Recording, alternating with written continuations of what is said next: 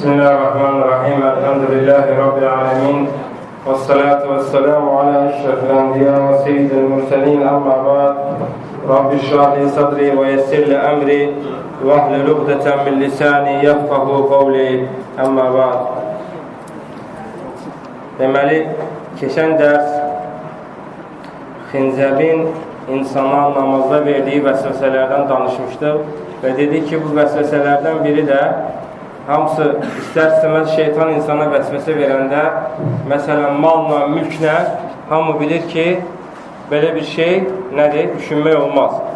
Amma bəzən elə vəsvəsələr verir ki, insan bu şeyləri düşünməyi dindən zənnləyir.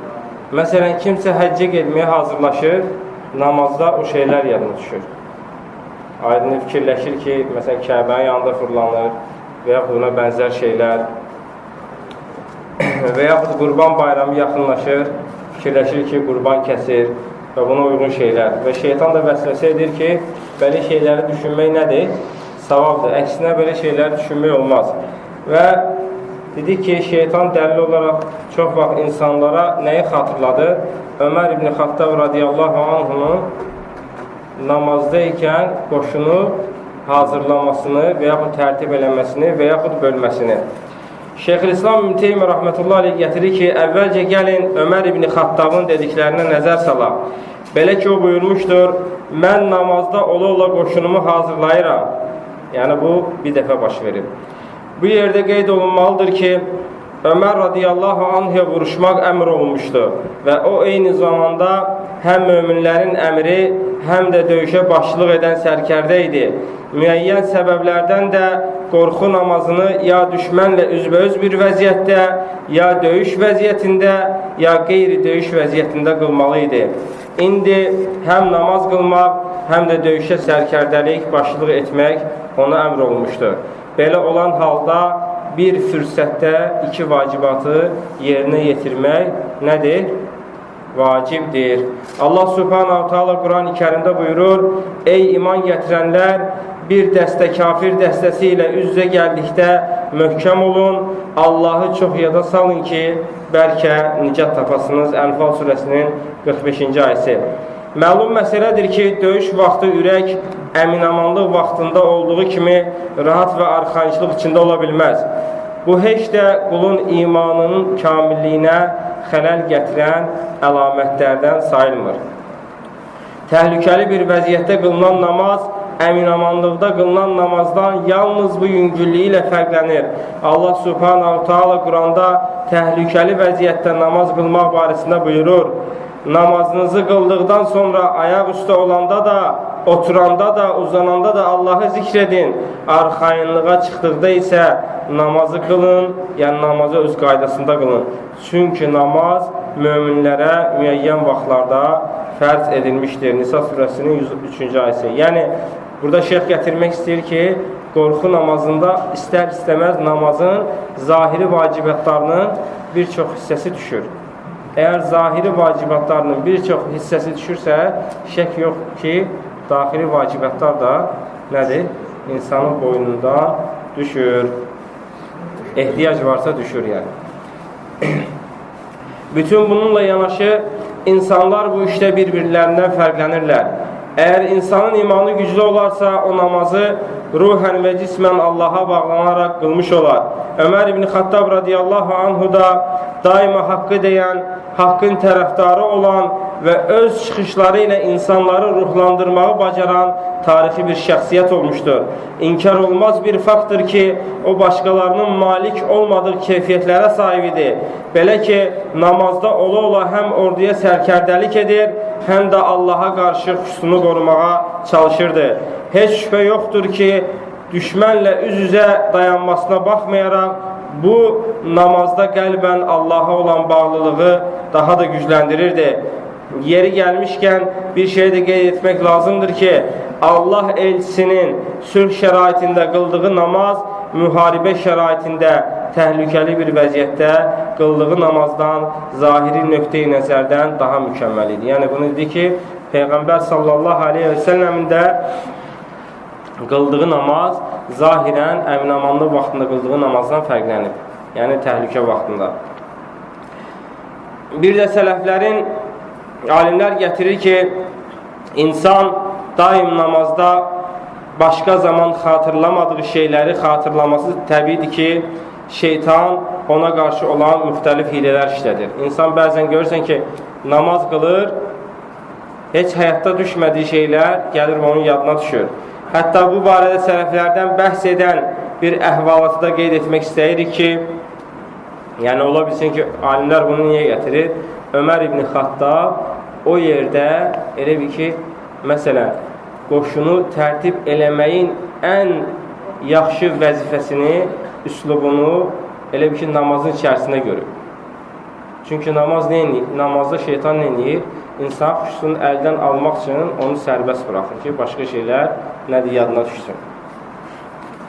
Yəni, elə bir ki, iki maslahanın o vaxtı ən üstününü seçib Ömər ibn Xattab. Yəni, bir var namazı xuşuyla qılmaq, bir də o boyda əmirdir, qoşundur, orada müsəlmanlar ölə bilər, təhlükə var, müsəlmanların elə bir ki, uzma təhlükəsi var. O yerdə Ömər ibn Xattab radiyallahu anh bu addım atır.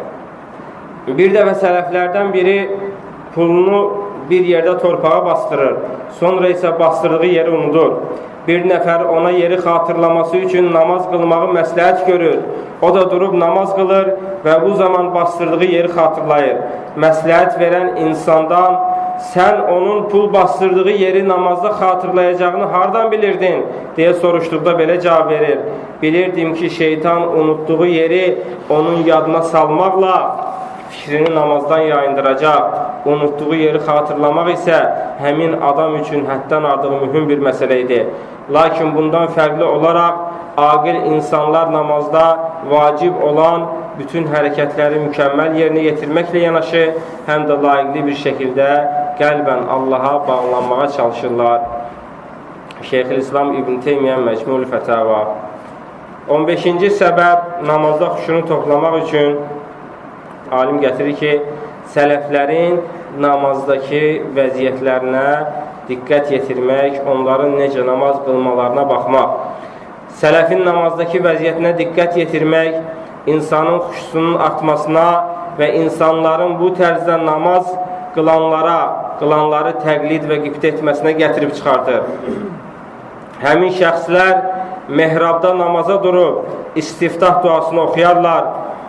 Dayandıqları məkanın insanların, aləmlərin Rəbbi qarşısında dayandığı bir məkan olduğunun fərqinə vardığında qorxudan ürəkləri titrəyər. Mücahid rəhmətullah aleyh gətirir ki, sələflərdən biri namaza durduğu zaman hiss etdiyi Allah qorxusunun təsirindən ətrafa baxmazdı. Nəzər diqqətini namazdan yayındırmaz, namaz qıldığı yerdə olan xırda daşlara, yaxud boş mənasız şeylərlə məşğul olmaz və dünya işlərindən fikrindən dünyanı çıxardardı. İmam Mərvazi Təzim-i Qadr-ı Salə kitabı. İnsanlar Abdullah ibn Zübeyri namaz qılarkən yerə sancılmış ağaca bənzədərdilər. Bir dəfə o səcdə vəziyyətində olarkən mancanaq onun yanından ötüb keçir və paltarının bir hissəsini aparır.